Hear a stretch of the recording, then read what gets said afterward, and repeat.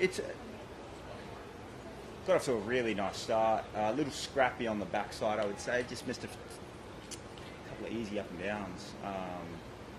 But I think overall the course is obviously playing really difficult with how firm the greens are, even with the rain that we got overnight. And I'm not sure how the weather's going to be over the next day or so, but I mean, those greens are really tough. I mean, it's been a while since we played greens like these, you know, because I remember back in the day we'd be bouncing pitching wedges, you know, 5 to 10 paces. It seems like that's just hasn't been like that for a long time, and it's nice to see for a change. It's one of those things where you kind of have to miss it in the correct spot. Yeah, you really have to plan accordingly ahead of your round, just to know kind of where you need to miss, so you can get up and down. Is there an example maybe on a shot where on a shot you had today that you played X yardage, but you played it for how much short of like a... Well, I mean, it was interesting. I watched Brian Harmon into the 10th green, which was our first hole today, hit a wedge shot, and it must have skipped 15 paces on a wedge. Now, granted, some of the greens were just like slightly inconsistent with the bounces that you'd expect to bounce at least 10 to 15 paces, like 17, for instance.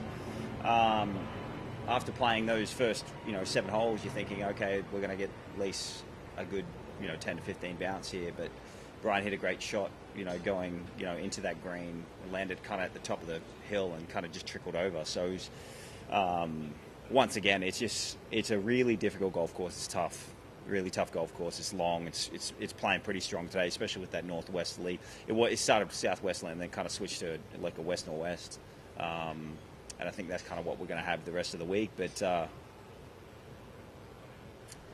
it'll be interesting to see where the scores end up.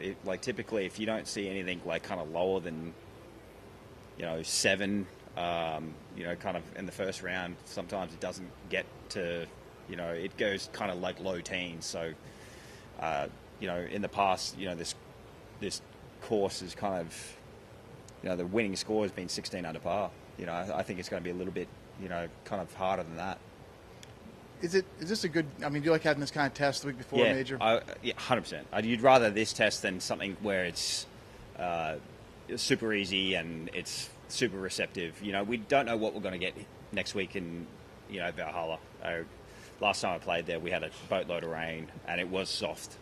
But if we do get good weather, they're going to firm the greens up pretty good. And so it's kind of nice to be able to come from a week like this where the course setup is really nice, the conditions are tremendous, and then getting into a major. So it kind of feels like a mini major here this week.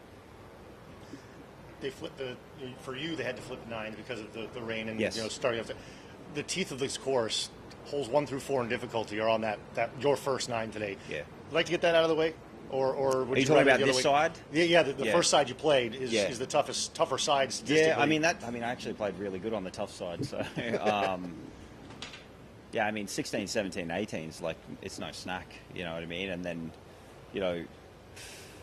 11, 12, 13, it's crazy. Like you kind of got to really pick, where you can kind of make birdies. It's really difficult to, like, for instance, 12, if you hit it down the middle, it's you got an opportunity to get it somewhere on the green, but that pin's like 30 plus back there, and if you're in between clubs, you can't. Especially this morning, you couldn't land it on top. It was really difficult to land on top. You had to land it, kind of back before that slope, so you're playing a slightly different shot. So, it was nice to be able to get through the back 9, early this morning, kind of before like what we're feeling right now with the wind.